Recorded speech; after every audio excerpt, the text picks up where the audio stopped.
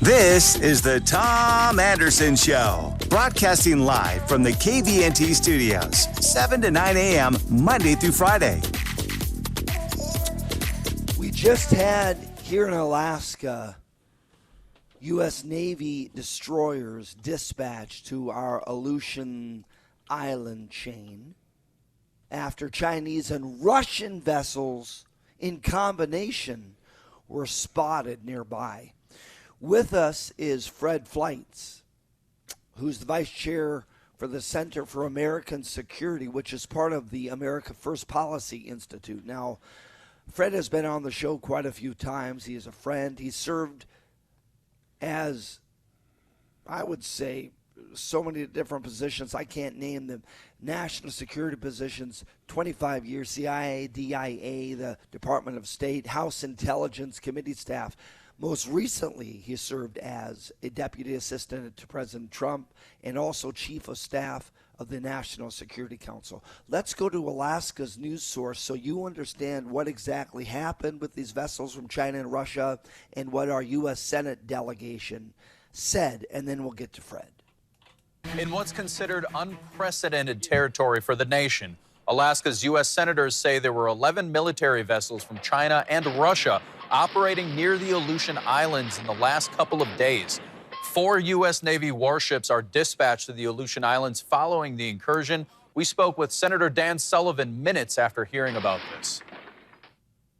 This is unprecedented, not just for Alaska, but for America to have 11 warships jointly being operated by the Chinese and Russians, who are increasingly working together, essentially doing freedom of navigation operations, incursions into Alaska's areas. Senator Murkowski said in a press release, quote, "We have been in close contact with leadership from Alaska Command for several days now and received detailed classified briefings about the foreign vessels that are transiting U.S. waters in the Aleutians." She continued saying, quote, "This is a stark reminder of Alaska's proximity to both China and Russia, as well as the essential role our state plays in our national defense and territorial sovereignty.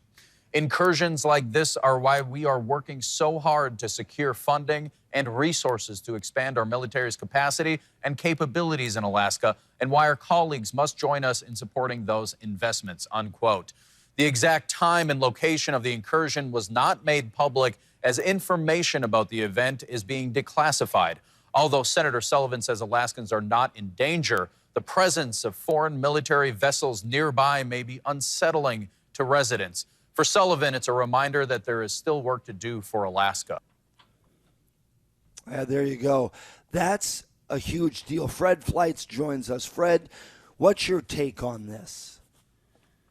Well, I imagine this, Tom, it's great to be here. I imagine this was very, very frightening to the people of Alaska. This was a huge military exercise for China and Russia, and I don't think it's a mistake that it was so close to U.S. waters. And I think that they are trying to demonstrate that they have a close alliance, and that if there is an invasion of Taiwan, that Russia will be participating.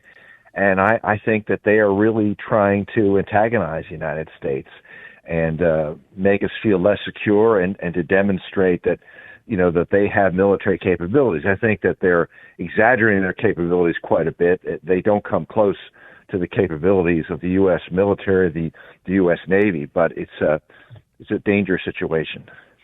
When we look at congressional dialogue and funding requests across the nation, everybody wants some money for their state or for their region. This, to me, highlights the need for funding within the Arctic policy realm. And that doesn't just mean Coast Guard and naval support, maybe having a base up here, but it also shows exploration, assessment of oil and gas, the whole shebang, Fred.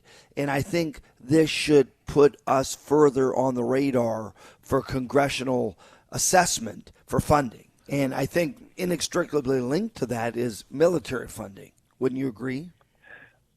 No, that's exactly right. And this administration is cutting back the size of the military. It's cutting back the size of the U.S. Navy. It's investing funds in making the military more woke. It's trying to make the military greener by actually pushing the military to use electric vehicles in battle. It should be building more ships and it should be building more missile defenses. There should be much more being spent on the missile defenses in Alaska. And maybe this will be a wake-up call. And I think there's going to be a lot of Democrats who are going to wake up to this and say to the Biden administration, you have to stop retiring more ships than you're building every year. We've analyzed on this show, on this program, naval capability of China, less so naval capability of Russia.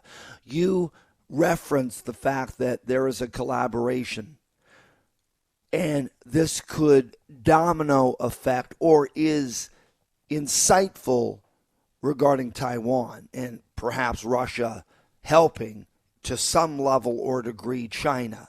God forbid if that comes to fruition that they try to take over Taiwan and Taipei. Where would you say Russia's advantage is to help China? I wonder why they would remotely tether themselves to China militarily. One criticism I've had many criticisms of the way this administration has handled the war with Ukraine, is that by not giving the Russians a way out, not that I want to hold them accountable, but the way that they have treated Russia, they've actually driven Russia closer to China.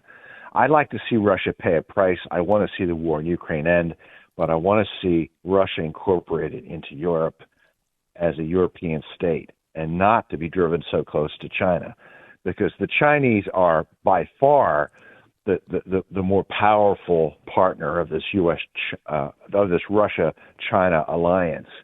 And I think the Russians are becoming so dependent on China that they may have no choice if they didn't want to participate or help with an attack on Taiwan. I think they would have to participate. Let's look to the future. Let's say it's a President Trump or a President DeSantis, President Nikki Haley, President Vivek Ramaswamy, whomever is elected, God willing, on the Republican side of things. Let's say you're head of NSC. You were chief of staff. Let's say you're whatever position you get appointed to and you accept, hypothetically. Would you center on Alaska for this very reason as an agenda item, first and foremost, that we need maybe a naval base here or to strengthen and further fund our military efforts in the state? You know what I would do? I would do what the Biden administration did. I'd have a summit in Alaska with the Chinese, except I'd be tough with them. I wouldn't let the Chinese walk all over us like they did at that summit. I'm sure everyone in Alaska remembers well that summit that was held in 2021 Absolutely. in Anchorage, when it was a catastrophe where basically we embarrassed the Chinese, and then they basically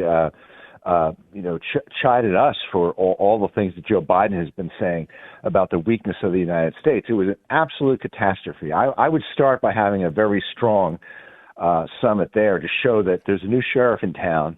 You're not going to walk all over this new administration. And look, it looks pretty certain that the nominee is going to be Donald Trump. The Chinese respect strength. The Russians respect strength. I think we'll have a whole new ball game in terms of U.S. national security with a second Trump term. I think we'll see an end to Ukraine war. And I think all these advantages that are being offered to the Chinese and Russians, advantages that speak of American weakness, that's going to end with a new Trump presidency. Fred Fleitz is his name. He's the vice chair with a lot of all-stars at the Center for American Security, which is part of the America First Policy Institute. You can go online, americafirstpolicy.com. Hey, donate. Purchase some cool pro-America patriotic swag. They have a cool link on that. Maybe become a member of America First Policy. Fred, it's a great organization. Always a pleasure to hear from you. Thank you for your perspective, my friend. My pleasure. Anytime. Thanks, Tom. Absolutely. That's Fred Fleitz. Bye-bye. And we are a Tom Anderson Show. You can check it out online as well, TomAndersonShow.com. Make sure you subscribe to our YouTube channel. Comments below. We'll make a YouTube video of this. Stay with us.